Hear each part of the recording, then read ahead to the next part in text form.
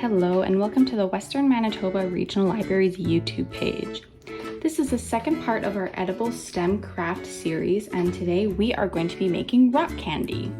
So to do this, we need a couple of different things. We are going to start with 1 cup of water, 3 cups of sugar, and there's food coloring if you want, that is totally optional. Then to make it, we are going to be needing a pot and then a wooden spoon to stir our solution, as well as 2 big mason jars or glasses that have wide mouths like this. We're also going to be needing a funnel and 2 wooden stick or skewers for our candy to rest on, as well as 2 clothespins. Our first step to this recipe is getting our sticks ready.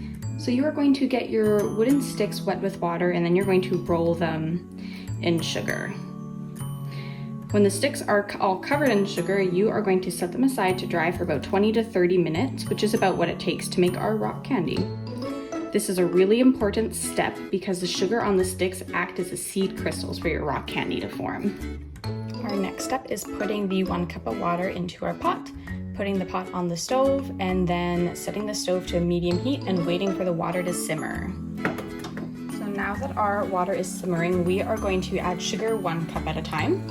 You'll pour it in there carefully, and then you are going to stir it to make sure it all dissolves before adding the next cup of sugar. Once you add all 3 cups of sugar, you're going to wait for the sugar solution to boil. Now that the sugar solution is boiling, we are going to add some food coloring. So you've colored rock candy.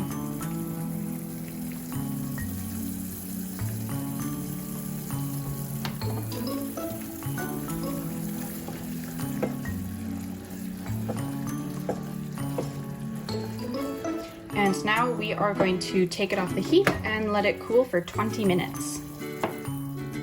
After this sugar solution has been cooling for 20 minutes, you can start to get the jars ready.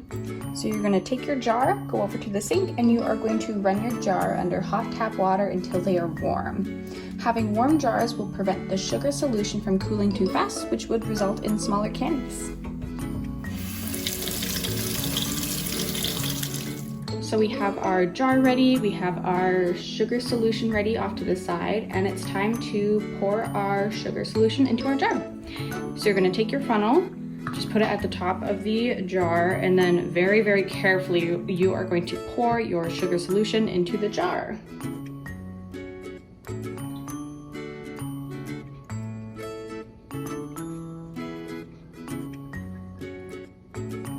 Now you're going to take your clothespin or a clip like I just have here, put it on top of the stick. And then we are going to put our stick in the jar. So you are going to want to put it right in the middle, maybe about an inch and a half away from the bottom. If it's too close to the bottom, the sugar crystals will just form from the bottom up and keep your candy stuck in the jar. So once it's on, it should rest on the mouth of the jar just like that. So you are going to keep your jar in a nice, dry, cool place for about 12 days. And once enough crystals have formed for your rock candy, you can take the jar, use a fork to kind of break into the top of it because there'll be some crystals on top. Then you can take out your rock candy, let it dry for 4 hours, and then enjoy. I've made some before, so this is what mine looked like after waiting for 12 days. Nice, sparkly, and very yummy. Going from our sugar solution to our rock candy is a really, really interesting science experiment actually. So the rock candy is made by dissolving sugar in water, which we did earlier. But in order to make rock candy, we need to have a really, really high ratio of sugar to water. So when we boil the water, that allows us to stir in more sugar than we would normally be able to stir into room temperature water. When water is boiling, the water molecules are moving really, really quickly, and so they easily dissolve the sugar crystals. When water is at room temperature, its molecules are very slow and cannot dissolve as many sugar crystals as the fast molecules in boiling water. When we have a very high ratio of sugar to water, which we created by adding lots of sugar to boiling water, we create something called a supersaturated solution. A supersaturated solution is a solution that holds more sugar crystals than water normally allows. And by creating this supersaturated solution, It was possible because of the boiling water's fast water molecules that could easily dissolve the sugar crystals. Supersaturated solutions are not very stable. Our sugar concentrate can only hold all of these sugar crystals while it is boiling hot, which means as it cools, it cannot hold all of the sugar crystals anymore. So where do they go? The sugar crystals form something called a precipitate. A precipitate is a substance formed from a solution, like our sugar solution. In our case, the precipitate forms solid sugar crystals, which is our rock candy.